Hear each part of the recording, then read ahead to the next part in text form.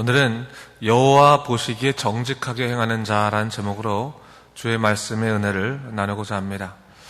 유다 제11대 왕 요담에 관한 기사입니다. 본문을 보면 요담이 25세의 왕에 즉위하여 예루살렘에서 10년간을 통치하였다 이렇게 기록되어 있습니다. 실제로는 부친 우시아가 나병에 걸려서 별궁에 거할 때 섭정하게 됩니다. 이 섭정왕으로서 한 12년 정도 다스렸고, 우시아가 죽은 다음에 정식적으로 왕위를 계승해서 3년 정도밖에 다스리지 못했습니다.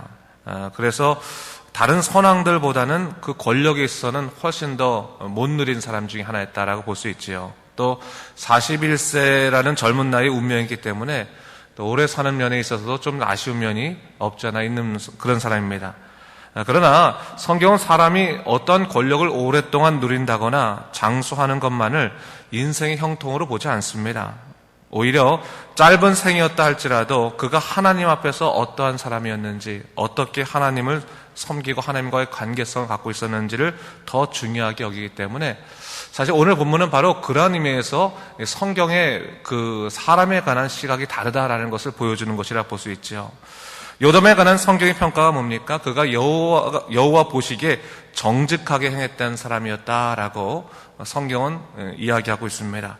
본문 2절 하반부를 보니까 여호와 성전에는 들어가지 아니하였다라고 말합니다. 이 말은 그의 아버지 우시아의 경우를 비춘 것인데, 우시아가 권력적으로 강성해졌을 때 영적으로 교만해졌지요. 그래서 제사장들만 할 수 있다고 하는 거룩한 일조차도 자신이 할 수 있다고 생각하고 성전에 들어가 분향을 하려고 하다가 나병에 걸리고 말았습니다.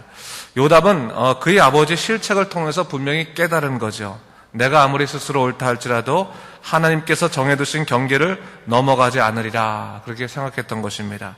그는 성전의 영적인 권위를 철저히 지키고 아무리 권력이 큰 왕이라 할지라도 넘지 말아야 될 영적인 경계가 있음을 깨닫고 그것을 지켰던 사람입니다.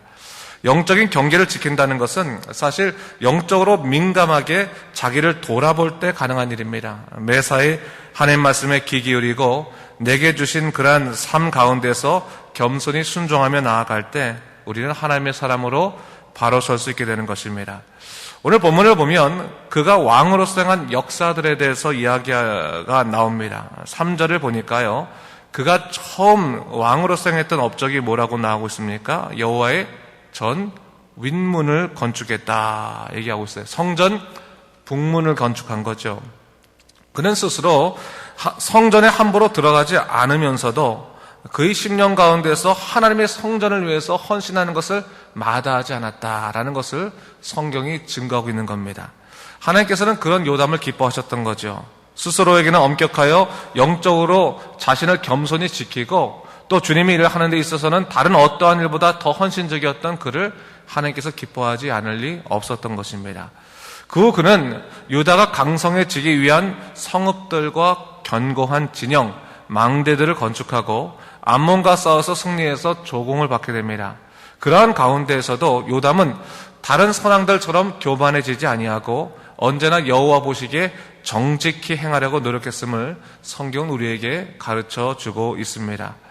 6절을 제가 한번 다시 한번 읽어보겠습니다. 여러분 6절 보세요. 6절.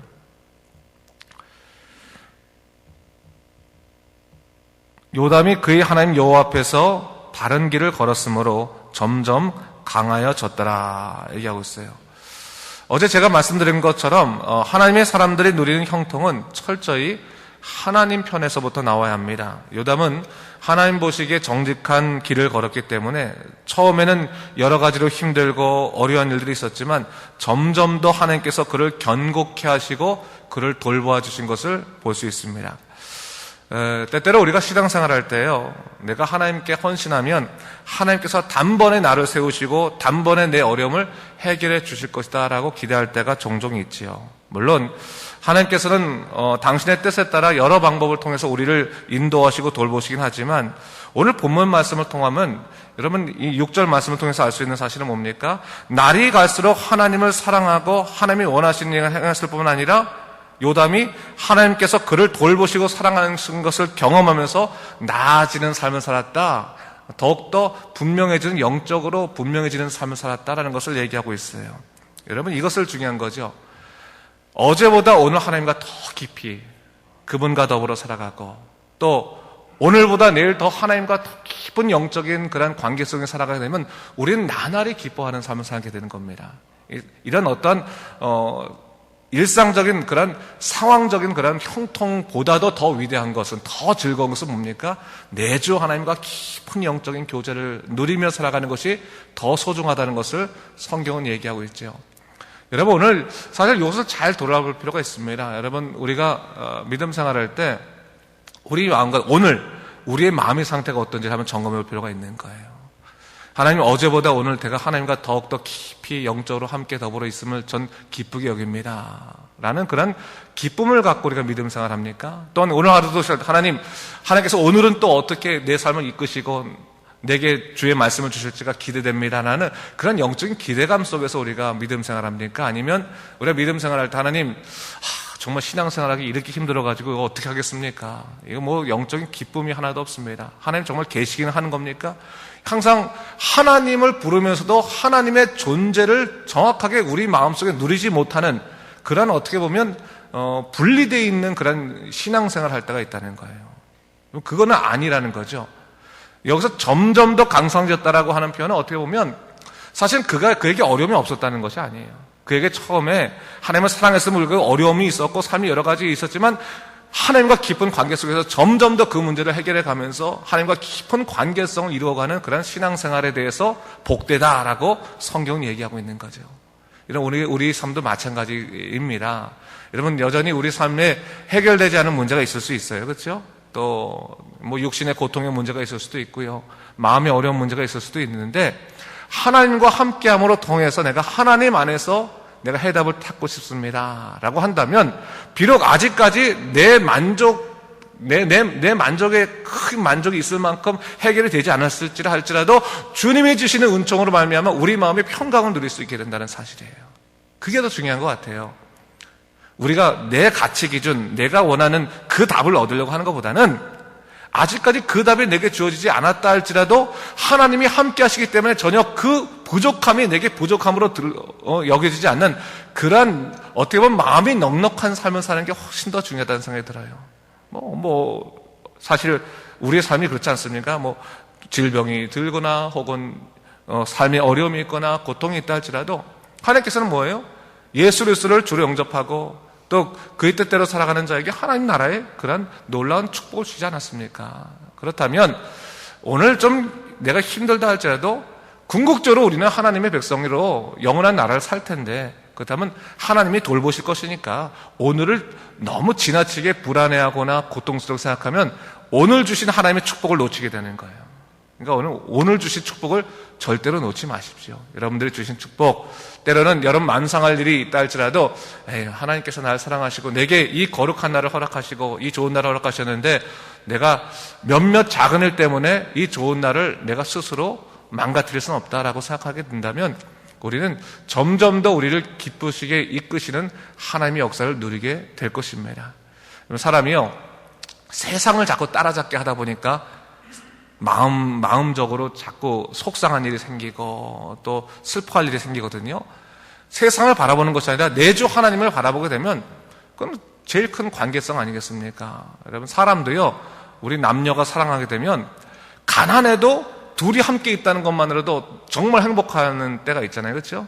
근데 두 사람이 서로 바라보지 못하고 다른 거 바라보기 시작하면 그다음부터는 옆에 있는 것조차도 싫을 때가 있을 때가 있지 않습니까? 하나님과의 관계성은, 그 깊은 관계성 속에서 우리는 다른 어떠한 어려움도 이길 수 있는 능력을 하나님으로부터 얻게 되는 것입니다. 절대로 그것을 잊지 말아야 되는 거예요. 자, 그래서 여러분, 우리가 신앙생활할 때 하나님과의 관계성이 더 중요한 것인가, 내 문제를 고침받는 상황적인 문제들이 더 중요한 것인가를 깊이 먼저 생각해 보고, 만약 하나님과의 관계성이 내게 더 소중하고 가치롭다고 여긴다면 남들처럼 장수하지 못하고 더 많은 권력을 누리지 못하고 소유를 갖지 못했다 할지라도 내 주 하나님 안에 있음을 가장 소중하게 여기게 될 것이라는 사실을 바로 이야기하고 있는 겁니다. 오늘 성경이. 자, 요담은 그런 의미에서 다른 선왕들보다는 오래 살지 못했지만 삶의 마지막 순간까지도 하나님을 기뻐하지 않았을까, 그런 생각을 해보게 돼요. 원망하면서 하나님 저한테는 이렇게 짧게 살게 해주셨습니까? 라고 원망하면서 죽은 것이 아니라 하나님 비록 길지 않은 삶이었지만 매주 하나님과 깊이 교제하며 주님의 뜻대로 살아가게 하심을 감사드립니다 하면서 그 짧은 생을 마무리하지 않았을까 그런 생각을 해보게 됩니다. 여러분 비록 신앙생활을 위협할 만큼 삶의 어려움이 있을 수 있지만 그럼에도 불구하고 언제나 내가 의지할 수 있는 내 하나님 아버지가 계시다는 사실을 우리가 기억한다면 우리는 하나님 한 분만으로 만족하며 살아갈 수 있는 믿음의 넉넉함을 누리게 될 것입니다. 마지막으로 한 가지를 더 보게 되면요, 오늘 본문 2절을 보니까 요담이 여호와 보시기에 정직히 행했음에도 불구하고 백성이 여전히 부패했다라고 성경은 이야기하고 있습니다. 사실 당시 유다에는 아직 우상의 산당이 남아 있었습니다. 그것은 뭡니까? 한마디로 불신앙의 뿌리가 그들의 삶 가운데 남아 있었다는 것입니다. 어떻게 보면 이거는 어떤 거냐면요, 우리가 믿음 생활 하려고 할 때 우리가 볼 때 이거는 내 믿음에 있어서 별로 좋지 않은 영향을 하는 삶의 뿌리들이 있을 수 있어요. 그렇죠? 이런 불신앙의 뿌리가 있을 수 있습니다. 근데 그거를 포기하지 못할 때가 있어요, 우리가. 왜? 그걸 포기하면 안 될 것 같아서 남겨두는 것들이 있지 않습니까? 근데 그 남겨두는 것들이 뭐예요? 항상 신앙을 방해하고 발목을 잡더라는 겁니다. 여러분, 우리 삶에 누구나 다 그런 경우 있잖아요. 어떤 사람에게는 내가 아무리 하나님 열심히 해도 요 부분은 포기하지 못하겠다. 요거 포기하면 내가 다 망하는, 하나님도 이거 내가 망하면 신앙이 밥 먹여주냐? 이렇게 생각하는 부분이 우리한테 있을 수 있다고 하는 거예요. 그런데 여러분, 그 마지막 것조차도 내려놓을 수 있을 때 우리가 하나님으로부터 오는 놀라운 역사를 누릴 수 있을 것이라는 것을 성경은 얘기하고 있는 거예요. 결국 우리에게 불신앙이라는 것이 무엇이냐, 발목을 잡는 것이 무엇이냐를 찾아봐야 된다는 거죠. 어떻게 보면 이스라엘 백성들에게 내 하나님 사랑합니다 라고 말하면서도 산당은 필요한 거예요. 이방신을 위한 산당은 필요했던 그런 것들은 이율배반적인 것이죠. 그래서 하나님만 바라볼 수 있는 것, 하나님 안에서만 우리 인생의 문제를 풀어갈 수 있는 그런 영적인 결단들이 우리 삶에 있을 때 우리는 더욱더 하나님이 주시는 은총 가운데 살아갈 수 있게 될 것이라는 것을 성경은 우리에게 이야기해 주고 있는 것입니다.